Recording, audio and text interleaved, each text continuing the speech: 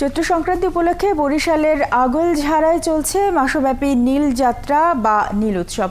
এই উৎসবে চৈত্র মাসের শুরু থেকে চৈত্র সংক্রান্তি পর্যন্ত সারা রাত ধরে সনাতন ধর্মাবলম্বীদের বাড়ি বাড়ি গিয়ে নীল নাচ ও শিবের গাজন করেন সন্ন্যাসীরা। এই নীল পূজা বা নীল ষষ্ঠী হল সনাতন ধর্মাবলম্বীদের একটি লোকোৎসব। আগলঝাড়া থেকে সংবাদ সংগ্রাহক স্বপন দাসের তথ্য ছবিতে প্রতিবেদন।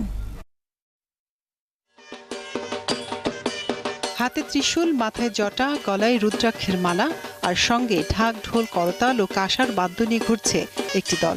দলে আছেন শিব, পার্বতী, কালী ও রাধাকৃষ্ণ সহ নীল সন্ন্যাসীরা।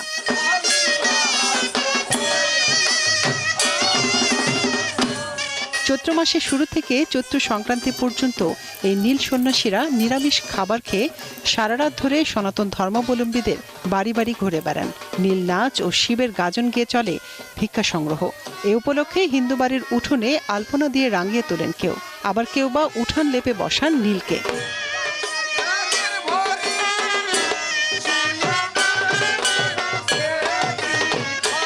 নীল পূজা বা নীল ষষ্ঠী হল সনাতন ধর্মাবলম্বীদের একটি লোক উৎসব, যা মূলত নীল নীলবতী বা শিব দুর্গার বিয়ের উৎসব। তার নতুন সংসারকে সাজানোর জন্য এবং পরিপাটি করার জন্য ভক্তদের কাছ থেকে সে ভিক্ষা করেছে।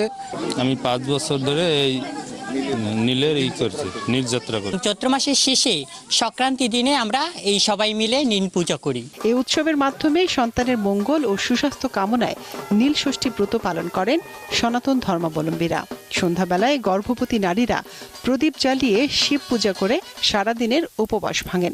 প্রতি বছর এরা আমাদের ভক্তদের বাড়িতে আসেন এবং নৃত্যগীতের মাধ্যমে ভক্তদের মঙ্গল কামনা করেন। মহাদেব, মা দুর্গা, কালী এক অনুষ্ঠান করে সব বাড়ি বাড়ি যাইয়ে। আগলঝাড়ায় পুরো চৈত্র মাস জুড়েই উদযাপিত হয় নীল উৎসব।